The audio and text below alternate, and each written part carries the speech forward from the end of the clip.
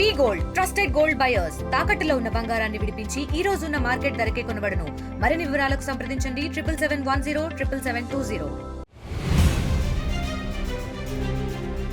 ఎంతో ఘనంగా కూతురికి పెళ్లి చేసిన ఆ తల్లి సరిగ్గా నెల తిరగక ముందే అదే చేతులతో ఆమె తాళిని తెంపేసింది.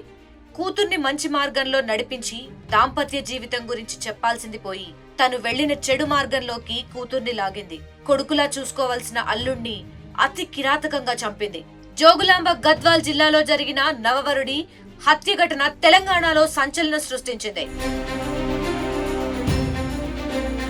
తేజేశ్వర్ కు గత నెల 18న కర్నూలు జిల్లాకు చెందిన ఐశ్వర్యతో వివాహం జరిగింది. అయితే పెళ్లైన నెల రోజులకే తేజేశ్వర్ హత్యకు గురయ్యాడు. నంద్యాల జిల్లా పాణ్యం సమీపంలో తేజేశ్వర్ మృతదేహం దొరికింది. తేజేశ్వర్ హత్యపై ఇన్వెస్టిగేషన్ మొదలుపెట్టిన పోలీసులకు సంచలన నిజాలు తెలిసాయి. తేజేశ్వర్ భార్య అత్తకు ఓ బ్యాంక్ మేనేజర్ తో ఉన్న సంబంధమే అతన్ని చంపేసిందని దాదాపు నిర్ధారించారు. మే 18న పెళ్లి చేసుకున్న తేజేశ్వర్ ను జూన్ 17న కిడ్నాప్ చేసి మరీ హత్య చేయించారు కిరాతకులు. పోలీసుల విచారణలో ఐశ్వర్యను ప్రేమించిన తేజేశ్వర్ పెద్దలను ఒప్పించి పెళ్లి చేసుకున్నట్లు తెలుస్తోంది. ఏడాది నుంచి తేజేశ్వర్ ఐశ్వర్య ప్రేమించుకున్నారు. రెండు కుటుంబాలను ఒప్పించడంతో ఫిబ్రవరిలో వివాహం నిశ్చయమైంది. కానీ ఆ మరుసటి రోజే ఐశ్వర్య కనిపించకుండా పోయింది. కర్నూలులోని ఓ బ్యాంకు మేనేజర్ తో ఆమెకు అఫైర్ ఉన్నట్లు తెలిసింది. 2 రోజుల తర్వాత తిరిగొచ్చిన ఐశ్వర్య స్నేహితురాలి ఇంటికి వెళ్లానని, తనకు ఎవరితోనూ సంబంధం లేదని నమ్మించింది.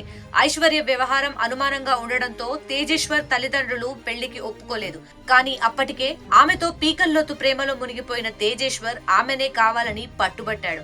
చివరికి మే 18న బీచుపల్లి ఆంజనేయ స్వామి ఆలయంలో పెళ్లి చేసుకున్నాడు.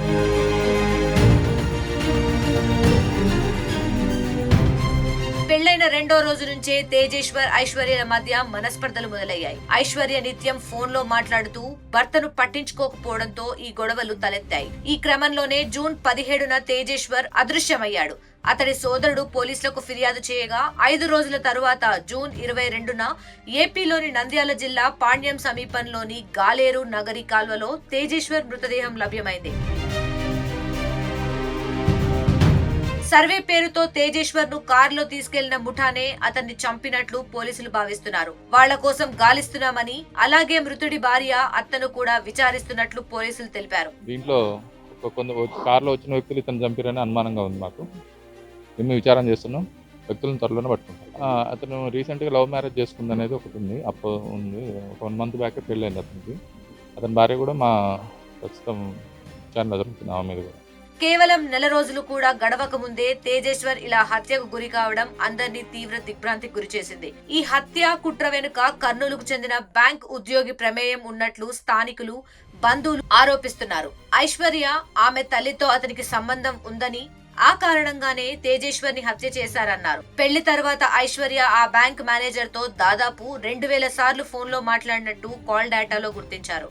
తిరుమలరావు అనే ఒక ప్రైవేట్ బ్యాంక్ సంబంధించిన మేనేజర్ మన ఈ అమ్మాయితో అక్రమ సంబంధం కలిగి ఉన్నాడు. లాస్ట్ 1 year నుంచి ఆ అమ్మాయితో ప్లస్ వాళ్ళ అమ్మతో రిలేషన్షిప్లో ఉన్నాడు. ఈ విషయం మాకు తెలిసింది. అమ్మాయిని ఆల్రెడీ పోలీసు వాళ్ళు ఆధీనంలో తీసుకున్నారు. తిరుమలేష్ పరారులో ఉన్నాడు. ఆ అమ్మాయి ఫోన్లో ఆల్మోస్ట్ 100 daysలో దాదాపు 2000 కాల్స్ ఉన్నాయండి రికార్డెడ్. ఇంకో 2 కూడా ఈ హత్య కేసులో ఉన్నారని సమాచారం. ప్రేమించి పెళ్లి చేసుకున్న పాపానికి నెల తిరగక ముందే శవమై తేలాడు ఆ యువకుడు. వివాహేతర సంబంధాల మోజులో పడి భర్తలను బలి తీసుకుంటున్నారు. ఇలాంటి వాళ్లకు కఠినంగా శిక్షలు అమలు చేస్తేనే ఈ పరిస్థితి మారుతుందని జనాలు వేడుకుంటున్నారు.